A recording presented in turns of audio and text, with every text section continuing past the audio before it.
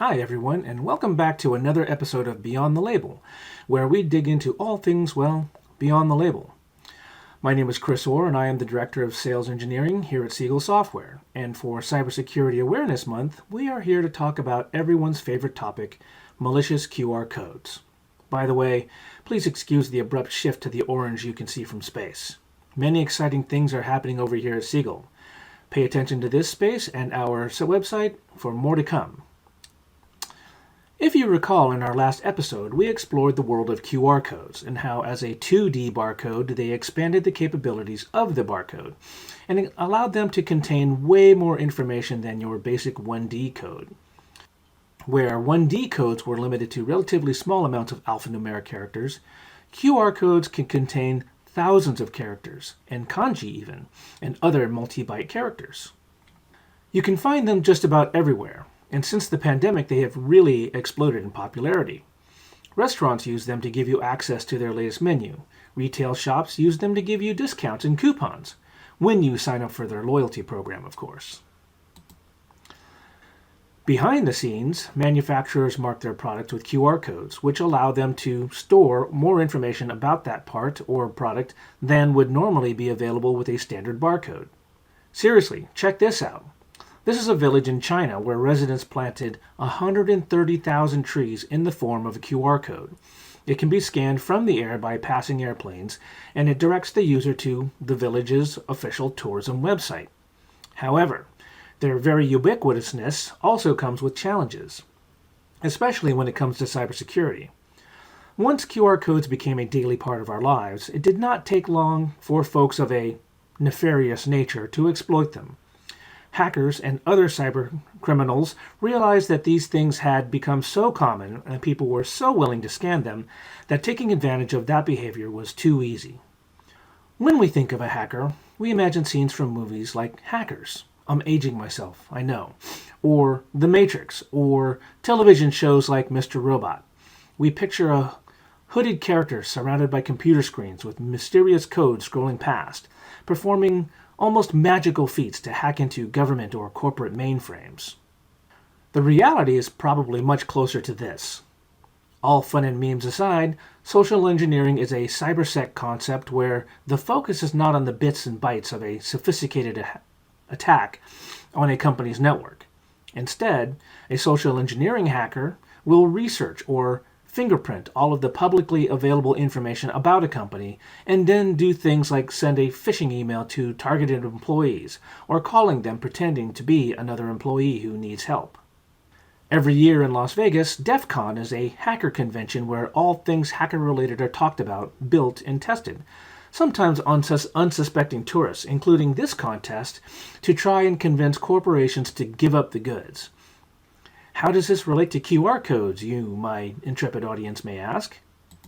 Well, in the old days, social engineers would drop USB drives in the parking lots of targeted businesses with malware, hoping someone would pick them up and plug them into their corporate network. This is almost literally an early form of phishing, and it is so easy to do. In most cases, it doesn't even require a lot of technical expertise on the part of the hacker. Instead, it relies on one of the weakest parts of the cybersecurity chain, the human being. One of the earliest uses of this was as a prank, and the URL would simply send the user to an assorted versions of the famous Rickroll.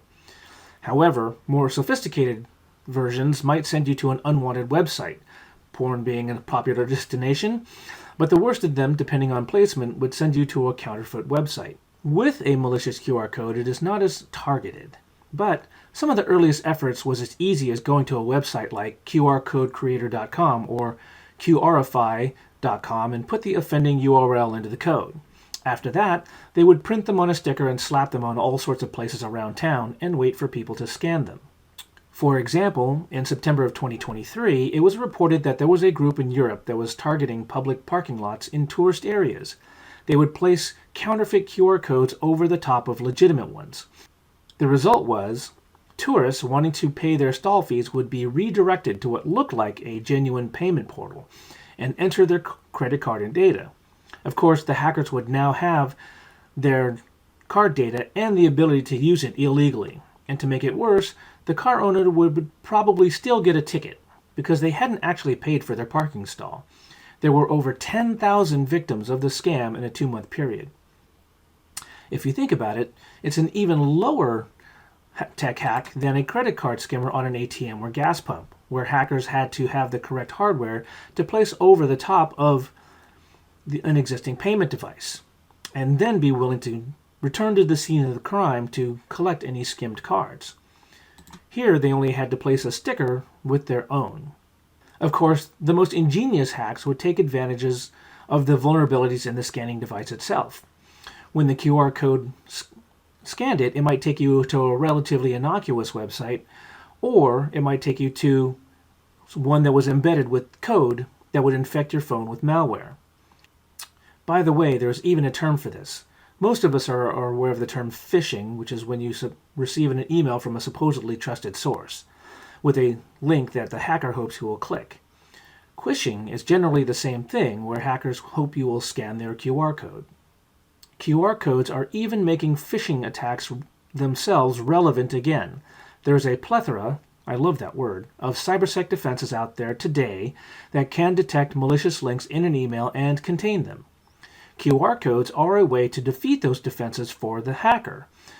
Combined with URL shortening, many QR code-based phishing attempts would slip right on by most email gateways. And unlike the scattershot approach of public QR codes, these can be more targeted. In 2023, a major U.S. energy company was targeted by a concerted quishing campaign, where executives were sent emails with embedded QR codes. Hell, if I wasn't expecting this email from our HR department talking about an upcoming lunch, I would have been very reluctant to scan this QR code or click the link. So there you are, dear audience. As we close out Cybersecurity Awareness Month, I hope you learned a few things about how QR codes can be used for both good and bad. They are extremely useful and very easy to create. You can even create them with BarTender software for your own labels and signs. But at the end of the day, don't go scanning strange codes. You never know what you are going to catch. If you need to scan a code, verify that it is legitimate, or use the app they may provide instead. Or just ask for a menu. Thank you very much for your time. If you're watching this on LinkedIn, please give it a like, a repost, leave a comment if you have any questions about things that you want to see in next month's Beyond the Label.